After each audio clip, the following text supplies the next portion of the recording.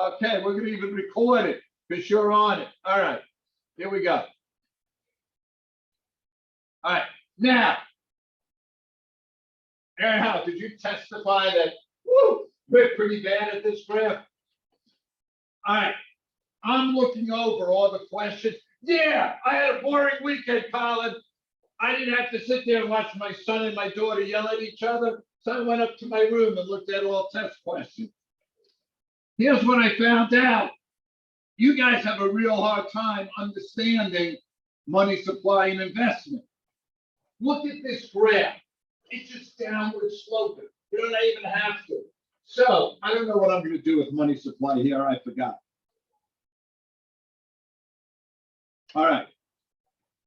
Yes, sir. Is the supply and demand of money nominally? It is nominal. I took the CUDA. I made a mistake. It is nominal. So if money supply increases, all I'm going to do is draw that line over, and I know investment increases. I don't have to memorize it. I can just see it. Okay? If investment increases, I know consumption, investment, government spending, net exports, AD shifts right. I'm going to tell you, people miss like 5 questions on this.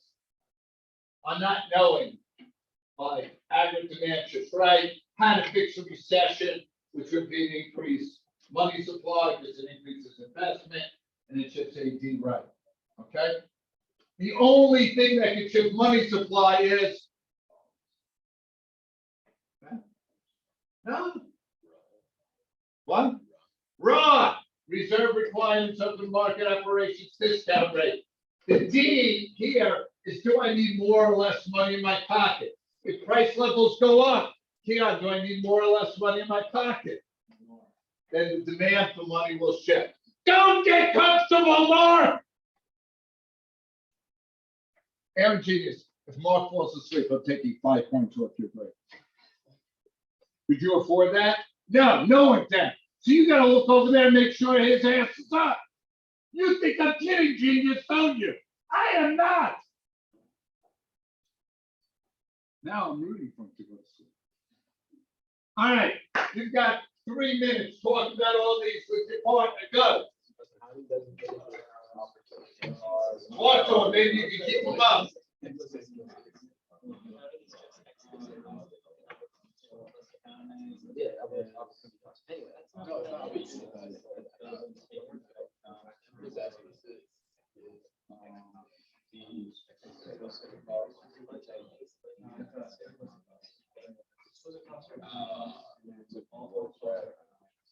I don't know what that even means. Circulation. Is that money supply? Yeah.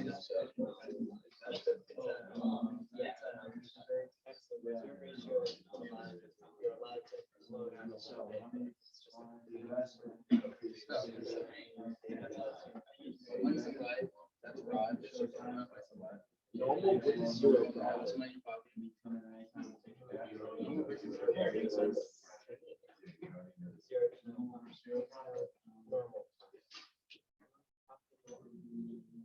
Is it like 0 economic profit? You could still be making like an accounting profit, right? So normal profit, accounting profit? No. Yes. Zach's right 94% of the time. I gotta keep the statistics right. All right. Anyone, anything up here, you or your partner? Colin, how you doing? I'm great, Colin. I'm in my favorite class with my favorite teacher. I'm not really. Mr. Ford is my favorite teacher. Go. They're the same. 0 economic profit. Jimmy made a good point. Can you be making accounting profit? Yes. But this is 0 economic profit. The second one. The monetary base is just the amount of money in circulation and bank reserves. That's it. Excellent. To the redo people, there's a question on tight monetary. It's the same thing as contractionary. It's MS to the left. That's all it means. MS to the left. Mr. Genius, what do you get MS to the left?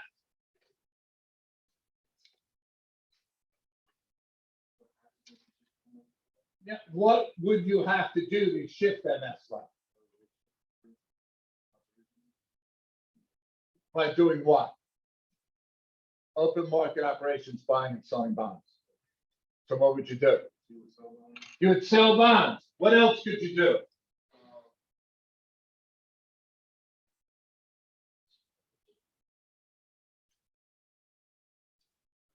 All right, Patrick, help me. Right, all three of those. Increase reserve requirement, increase discount rate, sell bonds, all of tight monetary policy. There you go. I gave you a question for tomorrow. You only need 29 more. Contractionary, tight monetary, they're the same thing. Okay? I'll bet someone $1. Someone raises their hand tomorrow and asks me what's tight monetary policy. I will guarantee you. And I'm telling you, it's on the test. And, you know. Yeah. All right, anything else you or your partner didn't remember?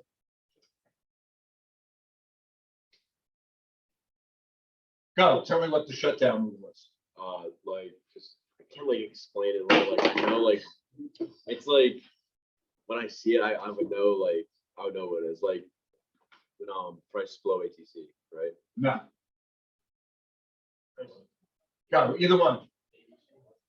When price is below ABC. Okay. Okay. Isn't exit He's shutting his eyes, genius. I know, I just wanted to make sure genius was paying attention. So exit rule is the one where it's below 80, right?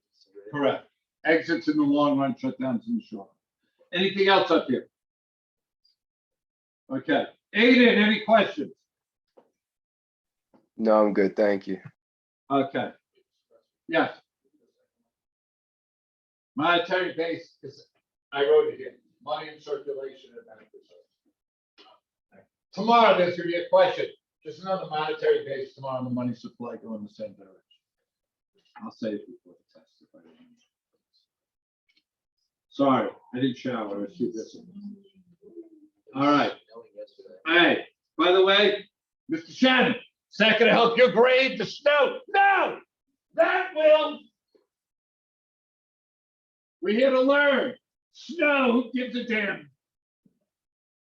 All right, here's your four components, consumer, investment credit. Here, we're gonna do net exports today. All right, the kid in the seat last period. Well, period what? Said, wow, this is so easy. Okay, so it must be easy. I'm softening up. Yeah, Ian, I'm softening up. All right, closed versus open. A closed economy is no net exports. I can't think of an economy in this world that's closed, but it would be only taking care of yourself. It'd be consumption, investment, government spending. Opening economies, net exports, and it allows lower world prices, which you'll see.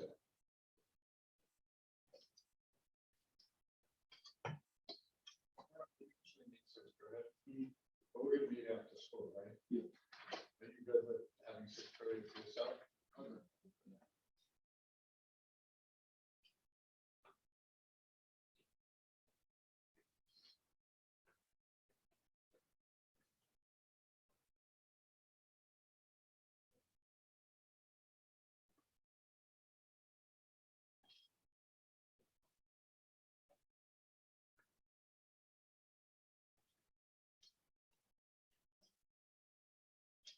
Do you think if I offered $100 for the kid who improved the most on tomorrow's test scores would get any better?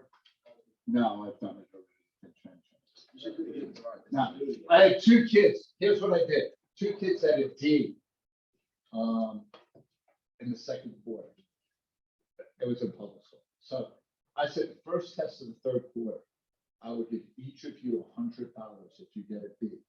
I put the $100 on the board. I taped it on the board. So I said, it's there, 100 each.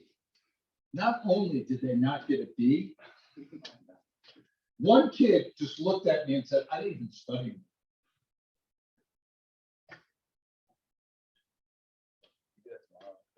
Yeah, you can try it. No, because like someone would win it at a pure, like, just, you know, you're gonna do what you're gonna do. You got better. I know you're gonna do better. All right, here's the equilibrium price without international trade. Hey, Aiden, I will try to start, posting the outlines for you. Thank you. But to be truthful, I didn't write anything on their outlines anyhow today. Like, they're gonna have to, so here it is. Here is the equilibrium without trade.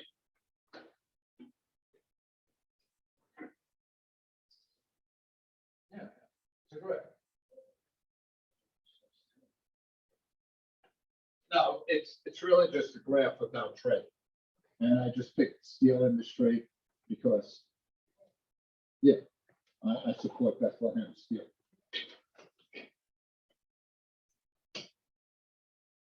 JK, tell me when you finish writing everything down.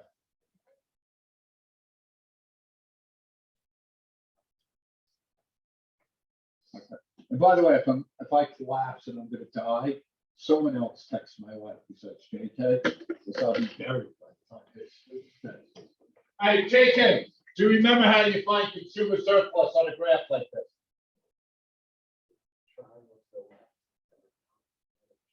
Okay, right, above the price, below demand. Good job, JK. That's consumer surplus.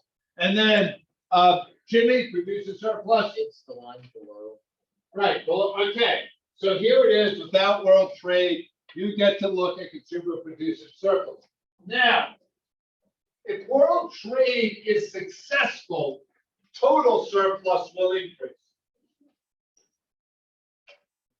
Okay? Let's take a whack at it, Mr. Shannon. Give you a chance. See you still working there? Total surplus is, Consumer plus producer plus tax revenue. We have no tax revenue here. We don't have to worry. Consumer plus producer plus tax revenue. All right. So here we go. By the way, if we're importing goods, Mr. Buckman, is the world trade price going to be above the equilibrium or below it?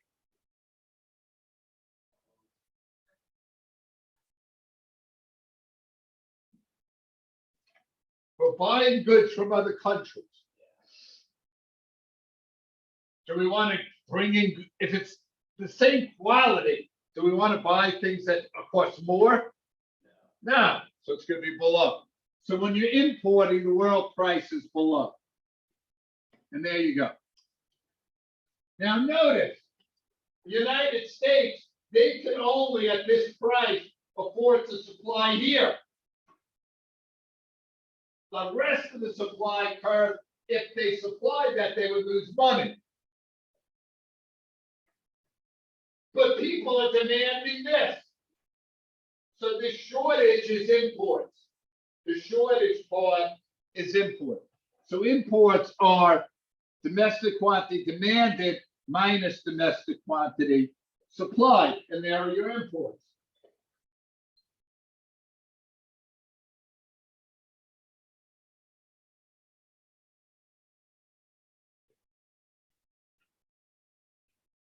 We go to 11:45. yeah, We need one more class. they can change it next year. They're not gonna be here. What do you care?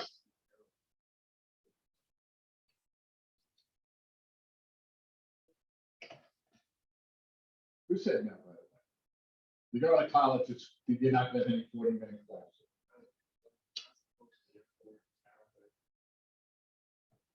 I know. That's horrible too. There's a sweet spot. It's not 40 minutes. I think that's what's 50. I had the same schedule back in middle school. Yeah, it's just 8:45 classes. It's 8:45 minutes, it's 40. You've been here for 4 years. Your parents have spent 72,000 and you don't even know how long the periods are. Jeez. They should ask for a refund. I'm gonna tell you not to. All right, Colin, producer surplus, bigger after world trade or small?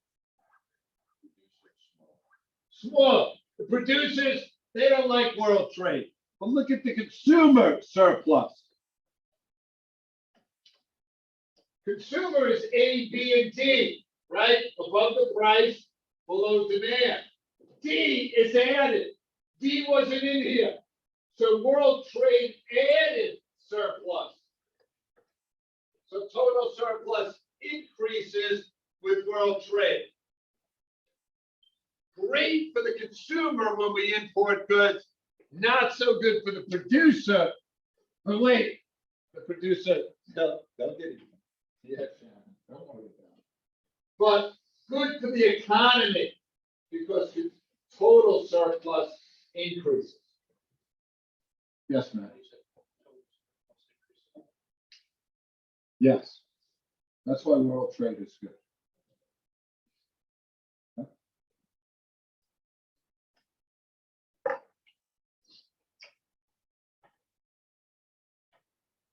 Everyone good with this, right? Right now, for exports, if I'm trying to sell goods outside the country, the price is going to be what? The world price. Why would I want to sell goods for a lower price? Should be high. Exports are going to be high. So here it is. Same graph. We're just going above now. All right.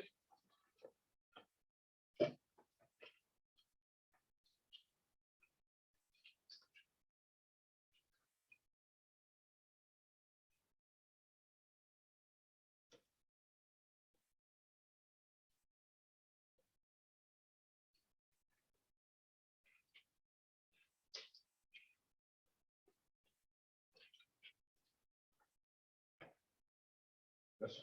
The price is below, world price is below. Imports and above that. Right now, we're gonna have a little different problem here. Here, domestic quantity demand is not that great. Why? Because prices went up. But suppliers are gonna want to supply a lot, because at these high prices, they can make a lot of money. The surplus is exports.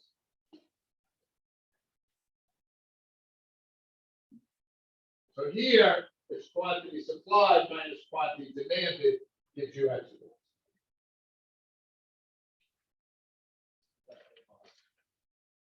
I'm sorry. This here, minus this. Okay. Now, I can do the surplus again, a little surplus trick. All right, notice consumers above the price below demand, not that good. But producers, B, we add D again, so total surplus increases, exports, good for the producer.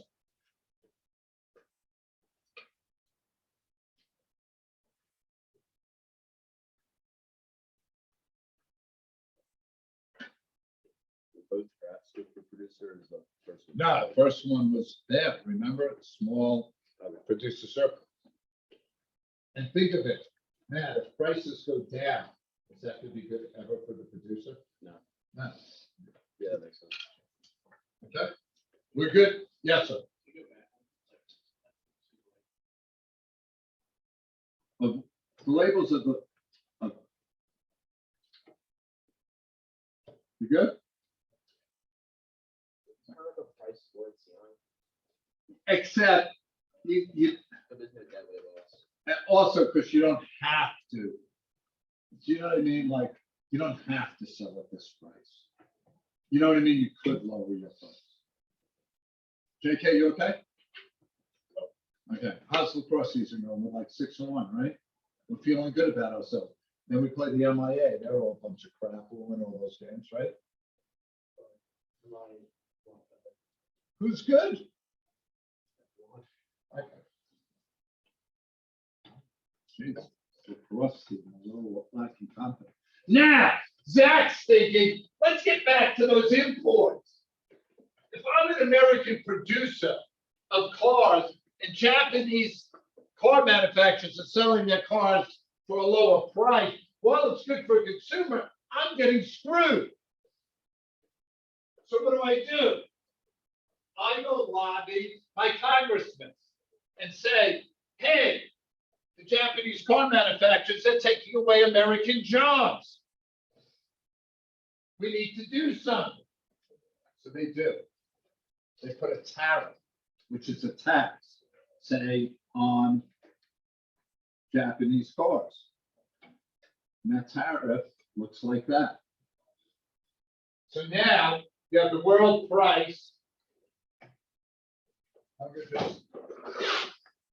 You've got the world price. Just say the world price is $2. And now you have a $4 price with the tariff. Okay? So now goods seem a little more expensive.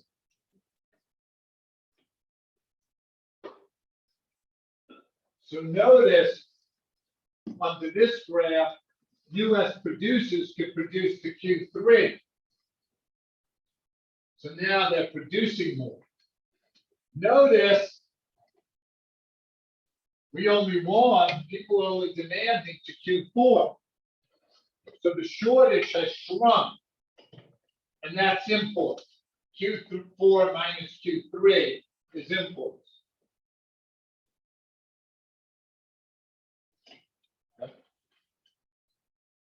The yellow boxes are deadweight loss caused by the tax revenue.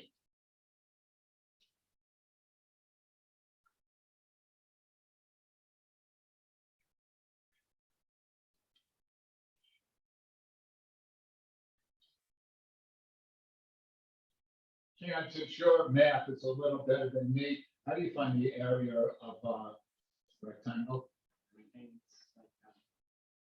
Based on height, right? Okay, so, and it's the same thing for tax revenue, okay? The height is $2, right? 4 minus 2. The base, let's put numbers here. I'll put 100 at Q4 and 50 at Q3.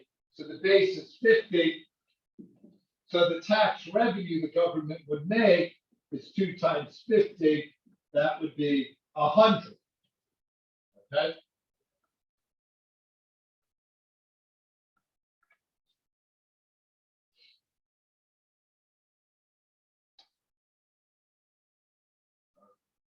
Now, remember, total surplus, consumer surplus would produce a surplus plus tax. All right. Total surplus goes down because of this deadweight loss. That was once part of consumer surplus. It's now gone. All right. Producer surplus is here. Right? This is producer surplus. Consumer surplus is here. We got tax revenue, but we lost the 2 yellow boxes we lost. Any questions on this? What are the numbers again? Like, how did you get them? I just made them up. Okay. I just made them up. Does that say 50? Yeah, I just wanted to show you that the base is 50, the height is 2, Okay. how to find the tax rate. Any questions?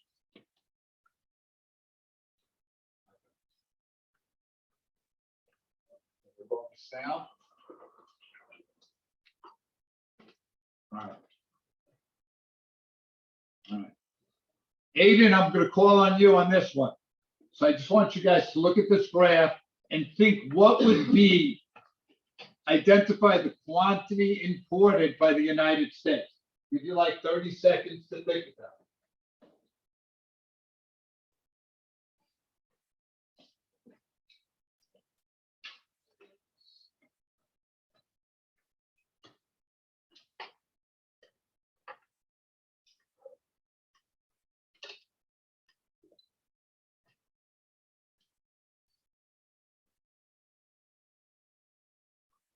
Aiden, what do you have here for B? I said Q1. Okay. Is Q1 the answer? Patrick, do you agree?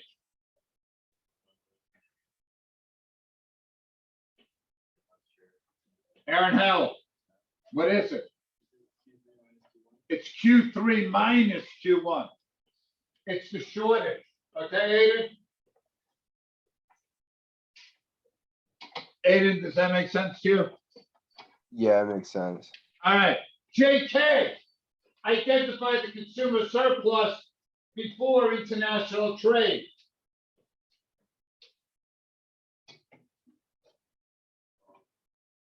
So P2 is the price. Okay.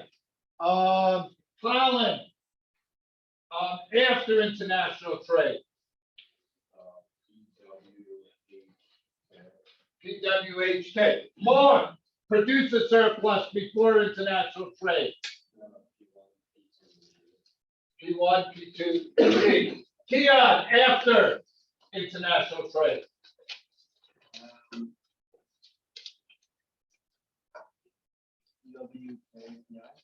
That is correct. All right, guys, have a great day. Put the slips in the box.